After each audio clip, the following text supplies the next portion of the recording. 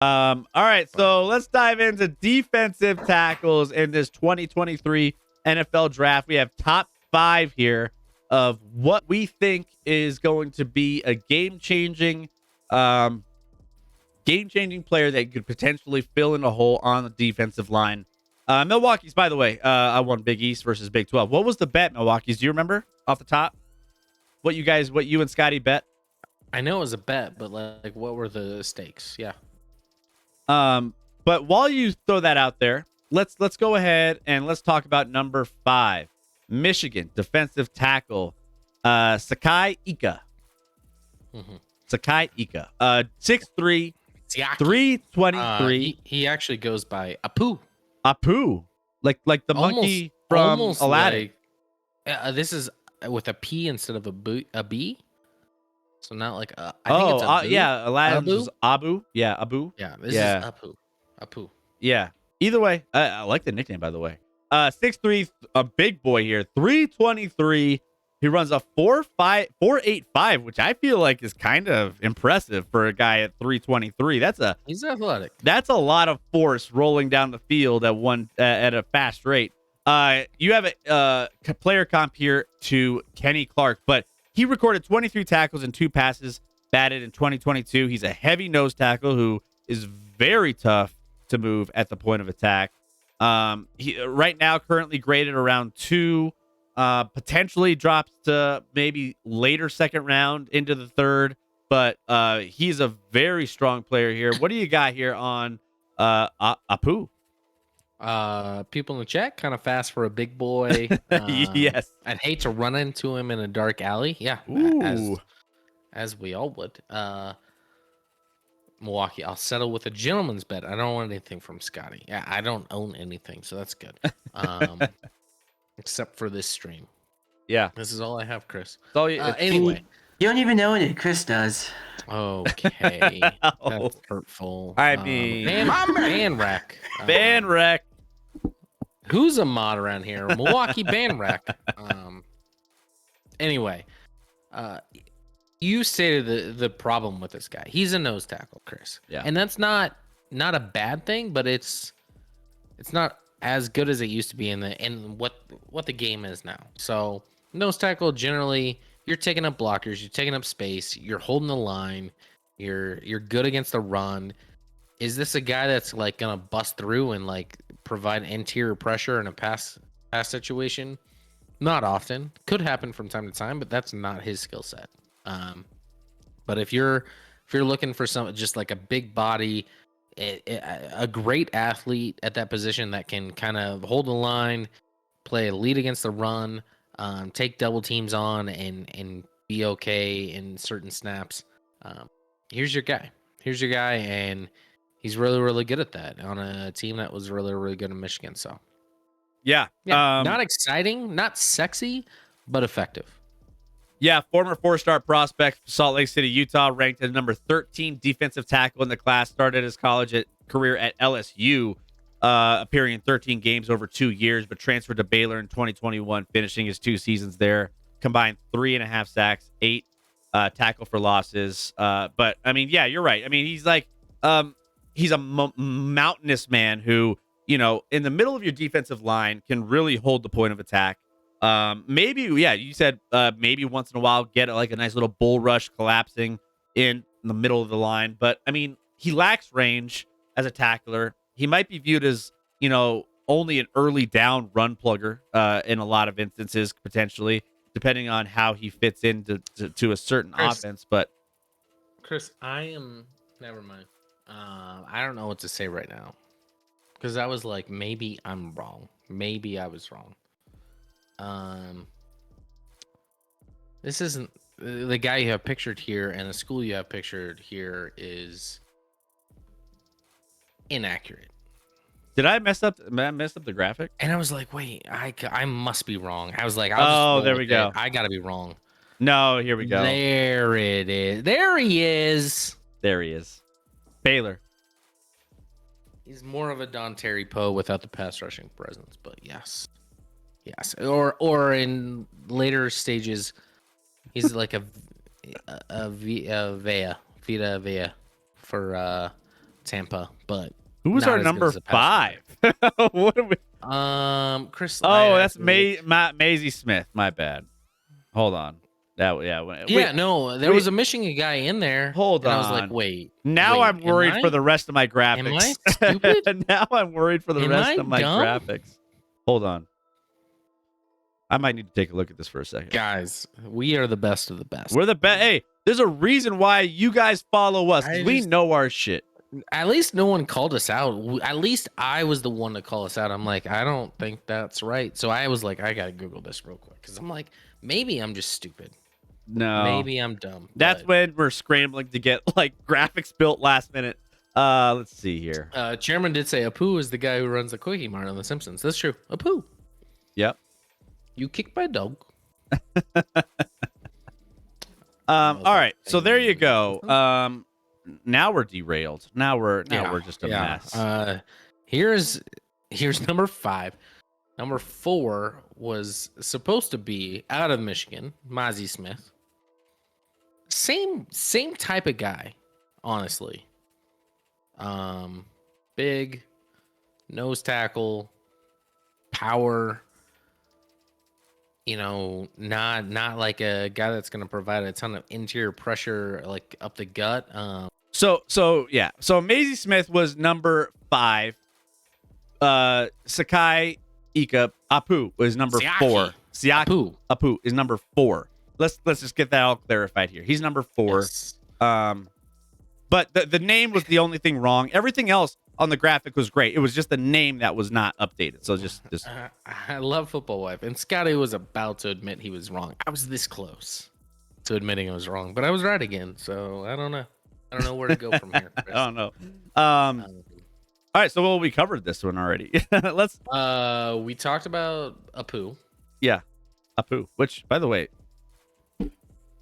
he's still a big boy. 335, 539. He's just not as fast as Correct. A little more belly to him. Yeah. A little more belly than our number 4 with now I'm drawing a blank. Mozzie Smith. Mozzie Smith. This, by the way, this is Mozzie Smith. So that everything else is right. Mozzie Smith. Okay. Let's talk about Mozzie. Let's talk about Mozzie. I think we already did, Chris. Okay. All right. He's like Kenny Clark. Actually, no, you were right on your comp. I was right on my comp. I was right on everything I said. It was just the wrong thing. Love handles, says Football Wife. She loves the love handles here. Doesn't love handles. My wife does too. That's why I keep them. It's not about me, Chris. It's about what my wife likes. Yeah, exactly. You know? I think, that's fair. Otherwise, I would be just in tip-top shape. And now we're talking about love handles. This is where our stream goes when we get derailed with graphics. But let's go ahead. Let's just jump to number 3. Let's just jump to number 3. I don't know where we're at with those two, so let's move on. Number 3, Kalisha Clancy or Cansey. Gosh, man, we're done. We're canceling the show. The rest the good of the news show. is that picture is in fact him. It is him. We are on point here. Defensive tackle Pitt, 6'1", 281 pounds, 4'6", 40. You have a player comp to Grady Jarrett here. Go ahead, Scotty. Let's get started here on Mr. Cansey. He's probably the first of these D tackles we've talked about. Obviously, 281, 6'1", much smaller. So here's a guy.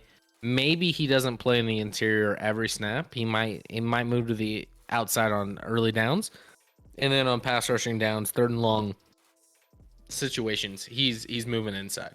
He has proven he can be that pass rusher type that can get after it. 7 sacks last year, 14 tackles for loss. Not great speed at 4.67, but like honestly, he's got pass rush moves. He's the first we've talked about, like I said, that can actually get after the quarterback from the interior in this class. So Milwaukee, he has no chance in the NFL. Cool. Cool. Awesome. He's got no chance. He's got no. Let's just move on then. Let's just get out of here. Why are we Why are talking we about this? talking about this guy then? If he's got, no chance. Zero chance. All You right. heard it here first. You heard it here in the chat live. This guy sucks. He's not even worth even Nope. covering. I wouldn't even talk about him. Why are we? I mean, come on, man. He's like a borderline first round pick, or certainly second round, but no chance. Got it. He's not worth it, man. Don't waste your breath. Don't waste your time evaluating this guy. He's trash. To be clear, Milwaukee, you are the GM for which team in the NFL? it's, I just want to check. I want to double check. so that we know. yeah, like I mean, here's the thing with Packers. He's the GM for the Packers. yeah. Here's the thing. He's going to be a first to second round pick, depending on where teams land with their early round picks over the course of the first half of this first round. But in a short burst, short area quickness, I think he's really, really good. Rare versatility. He's got intellectual playmaking.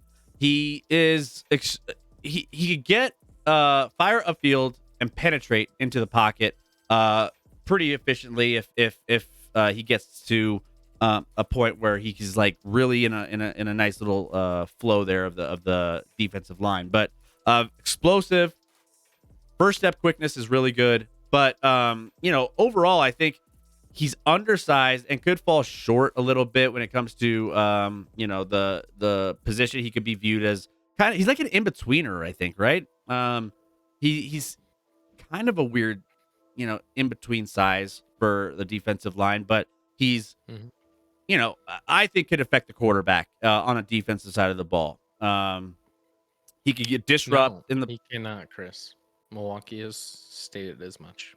I guess, we'll see. I mean, his lack of height is the biggest question mark. Undersized, I think, is kind of maybe the biggest thing that you want to keep an eye on here. But otherwise, he has a lot to like. And I think he could be a decent NFL quarterback, a defensive tackle in the league, depending on who ends up taking him. But let's see. Isn't Donald supposedly undersized, says Rec? I also would say Donald has no chance of making this league. No shot. No. If we're talking about Aaron Donald, that dude is trash. Yeah. No. Never going to make it. There's no way he's going to be Never gonna make it in effective. this league. Nah. No shot. Where did Aaron Donald go to school, Chris? Do you know? Not off the top, actually. Oh. I can tell you where he went. Where'd he go, Rec? Pittsburgh. Oh! Did he go to Pittsburgh? What? He did. What? The same school as this guy right here? No. Yeah. They don't produce. No. They don't produce good defensive tackles, man. To be clear, I'm not comparing the two. Yeah, but they do produce good quarterbacks. Oh no! Don't. Nope, don't. never don't, done that either. Don't do that. Don't Outside do that. of, is that where That's where Marino went. I was gonna say? Is that where Marino went? Yeah, that's the only one I remember.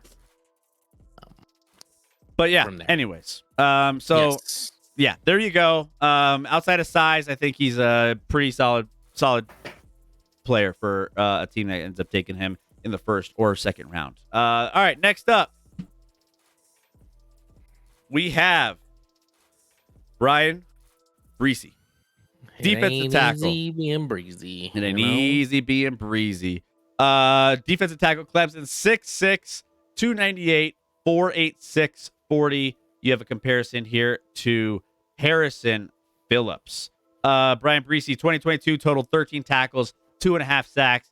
Solid run defender who needs to improve his pass rush in the NFL, but he should have. I don't know. I think he could have went back to Clemson as opposed to under. I think maybe that could have been a nice move for him instead of entering the 2023 draft. But it's still he's going to be a pick anywhere. He's got a wider range. He could go as early as like later first round, all the way down to like the second or third round, depending on how teams value him.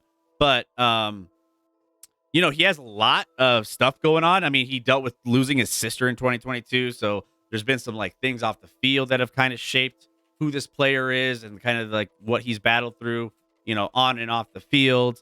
But he wasn't in the best shape. He had some injury issues, but I mean, there's a lot of upside. His best season came as a freshman, and he had high grades at that point. But overall, I think that there's some high level versatility. He has a relentless motor.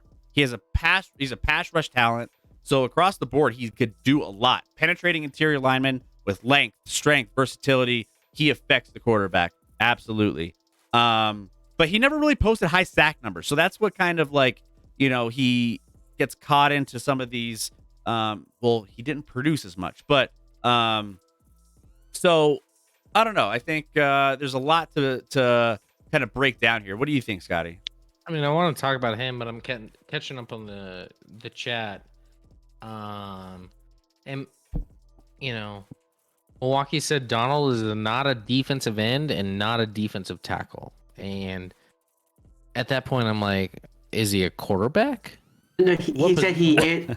He said he is a defensive end and not a D tackle. Oh, totally disagree. He's played his whole career in the NFL at defensive tackle. I don't know what you're talking about. Yeah, he's a D tackle, 100%. Yeah, I've been interior his whole career in the league. So wrong, Milwaukee. No offense, Milwaukee, love you, but that is blasphemous. Talking about Brian Bresee. Listen, this is the number 1 recruit coming out of high school his year in 2020 into all of college football, regardless of position. Came in to a Clemson team that was obviously dominant, played as a true freshman, had 4.5 sacks as a true freshman in the interior of that defense. Like, that's a big deal. Sophomore year, tore his ACL. Didn't have a lot of action, missed out, came back this past year, not fully healthy, I think, had 3.5 sacks, didn't play the whole season. Kind of tried to piece it together to put something on tape, but like literally this is a gamble pick. You're gambling on his upside and his ability, which is high risk, high reward. Very, very, very elite, but you haven't necessarily seen it all the time on film because he only played 3 years, and he really, outside of his freshman year, you don't know what he's been since then because he tore his ACL, and then he's been tried to come back and not fully healthy in that regard either. So you're basing it on like athleticism, all of that, his ability to get after the pass rusher. Like if he is who he was coming out of high school, this guy would go top 10 in the draft. But because we don't know, because that injury passed, we'll see if he falls to the late first, early second, something like that. But still, the second best defensive tackle on this board, behind an interesting guy at first, Chris. Yeah, we have a very interesting guy at first. Before we get to that, let's get to the chat. He was great when he played at quarterback for the Dolphins. Yeah. Right? Oh, man. Yeah. Before we move on, who gets yeah. who gets drafted first? This guy, or Brian Bresee, or the guy we're going to talk about next? That's it. Was I mean, I think you got to go the guy we talk about. Jalen Carter, defensive tackle, Georgia, 6'3", 314, 496, 40. I mean, he's by far the going away. I mean, he could be a number 1 overall pick potentially if there wasn't a crazy quarterback jockeying for position at the quarterback position at the top of the draft. This guy would be a number 1 pick. But Fletcher Cox is the player comp here. The issues are a little deeper though, Scotty. Carter, he's in stock limbo right now because of his legal issues stemming from a street racing incident in which other car was involved in an accident that killed 2 people and injured 2 others. He left the scene, returned later. They say he did not know there was an accident, at least from his camp, and the incident won't hurt him significantly. But if he knew there was an accident and abandoned his friends, if like they're going through this investigation, it will cause some to rule out drafting him in the first place, right?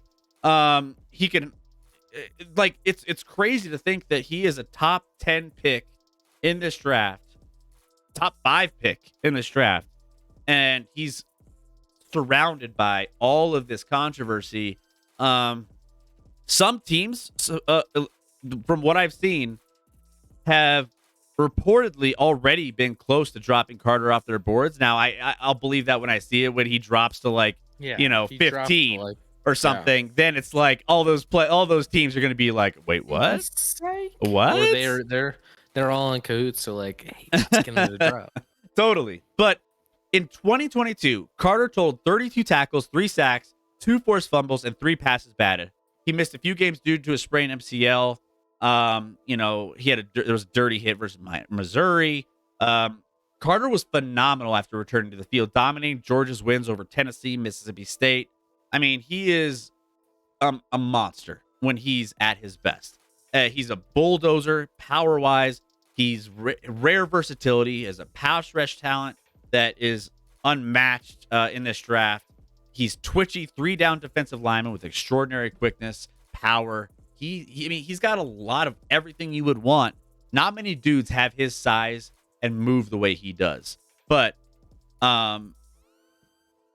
there's just so much uncertainty with like the legal side of things. I think legally he's fine. I'm not worried about him necessarily legally. I'm just worried about it. And people made fun of it a while ago. There are character concerns, and I think there's more to it just than this, car racing thing that occurred. Well, there was character issues from Adam. Who was it? Not Adam Schefter. It was it was one of the draft pundits. It wasn't. He was roasted for it, and then this came out like months later. I think it was Daniel Jeremiah. No, it was opposite of it was McShay.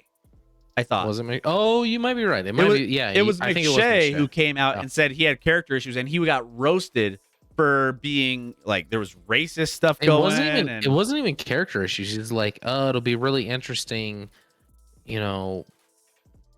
with the off the field stuff with Jalen Carter and how that affects him.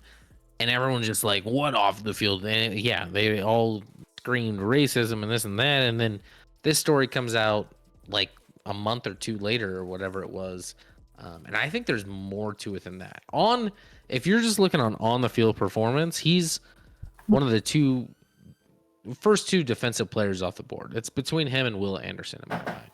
For defensive players off the board, if you just look at on the field, listen, and he wasn't like crazy productive at Georgia. Listen, Georgia's obviously a monster program where like there's a lot I think he had like 6 sacks through his career, but you see it on film. Like this dude is athletic. When we talk about the number 2 prospect being the number 1 overall, they were in the same class. This guy was the number 18 overall prospect in that class, and that's all positions. So an elite athlete as well.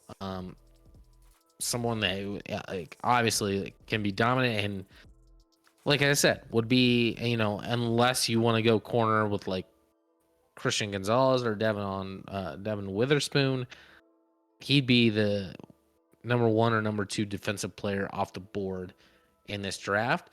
It's going to be interesting because like I said, I don't know the specifics. I've just heard that there's more than just this car racing thing. There's a little more there. The little more is that he had a horrible pro day. He did. No, this was before the pro day. He did have a terrible pro day in Georgia. Looked out of shape. Didn't look like he was emitting effort really. Like he was like, He couldn't even finish it.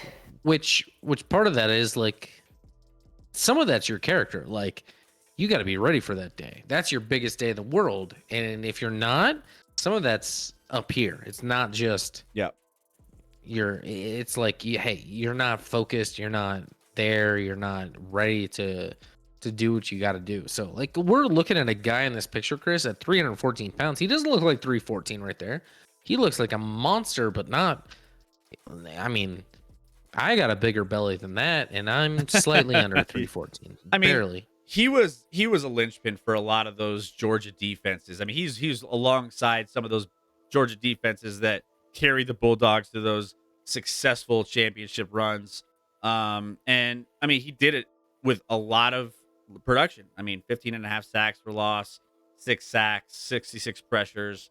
I mean, 4 knockdowns, 2 forced fumbles along the way. AP first team All-American honors in 2022, despite missing 2 games for injury. Like, he's just, I mean, to answer your question, Rec, if is he gonna go lower than anybody we've named on this list? He shouldn't. As long as everything is nothing crazy comes out of this. If he's our player comp, if he's Fletcher Cox, he should go certainly top 15, if not top 10 in the draft. Yeah, absolutely. Apparently, many teams have already said that there's reports that many teams have already taken him off the draft board. Again, I will believe that when I see it. When you're down in the like 10 to 15 range and he's there, and you're one of those teams that you already took him off the board, and you're looking up and he is still there, I would absolutely question any GM who does not have him at that point on their board. Like, at that point, you must be sweating if you told anybody that you took him off your board and he's sitting there. Certainly going first round. Definitely. Yeah, for sure. Definitely. I mean, we used to argue whether he'd be a top 5 pick. Now, I think he's still top 15. I think he's still a top 15 pick in this draft. I'll believe it when I see. I'll play chicken with those GMs that took him off their board. I'll play chicken with them. Yeah, they're full of shit. They're full of shit. They're just posturing. Yeah. And they're not that there aren't concerns, and not that you have to. You got to trust, if you're drafting this guy, you got to trust that you have people in place that'll get him in the position that he can succeed. And how much of that is manipulation and kind of, just putting out reports to see how far he can potentially drop? Like, if I'm a GM and I'm in that like 10 around, 8 to 15 range, maybe I'm putting a report out there that, he's not on my board at all. No. Knowing that maybe other teams might be persuaded to do the same thing, or maybe drop him off in favor of somebody else that might be a better fit from a position standpoint. I don't know. Maybe there's mind games that go into this NFL draft stuff that, a lot of teams say, oh, I overvalue this player. I'm not on this guy. I think he's not as good. And then all of a sudden he drops, and, your plan worked according to what you wanted to based off of the media reports, right? And how much of that is going on here? Maybe. I'm sure there's a little bit. You can't say for sure, but there's always posturing with the draft. Always. There's no doubt. And you can't believe what you hear, especially closer up. Now is a little more distant, but like the week before the draft, no team should believe anything a reporter's saying, because that's coming from someone that's purposely saying things that aren't true. Yeah. Usually. So interesting stuff when it comes to all of that. Chris, I'll try and continue to familiarize yourself with the draft, because your team never picks in like the first couple rounds. It's because we're so good. It's because we're so good. Instead, you're like, we don't need first or second round picks. We just need Russell Wilson instead. Russ, baby. Hey, he's coming back, and it's gonna be spicy. I'm just saying. It's gonna be something. I think the biggest question mark around Jalen Carter is why the wide receiver jersey number 88. He's got the 88. Yeah, I don't think I know the NFL's loosened their like policies on numbers, and now you can get 0, and that's a big deal in the NFL. But I don't know that a D tackle can wear 88 in the league. I don't think so. I don't think so. Maybe he has a mindset where he's like, hey, maybe at some point I could split out wide, or at least be a tight end. I don't know. I don't know. That's something we'd have to ask Jalen Carter. That's right. And he's not currently available to us. Nope.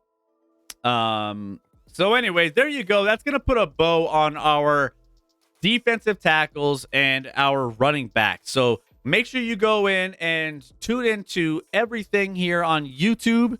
And we're going to be posting all these videos over the course of the next day or so.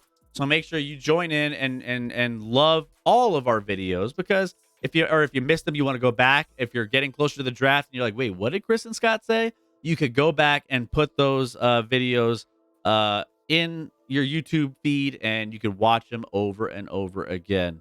Let me go ahead. Let's put in the socials again one more time. Go ahead, click on the link. If you're not subscribed to our YouTube, make sure you go do it. Go share the video with other people who you think might find it interesting or learn something new that are into the NFL draft or anything that we have going, and we would appreciate it. But go give some love to those YouTube videos.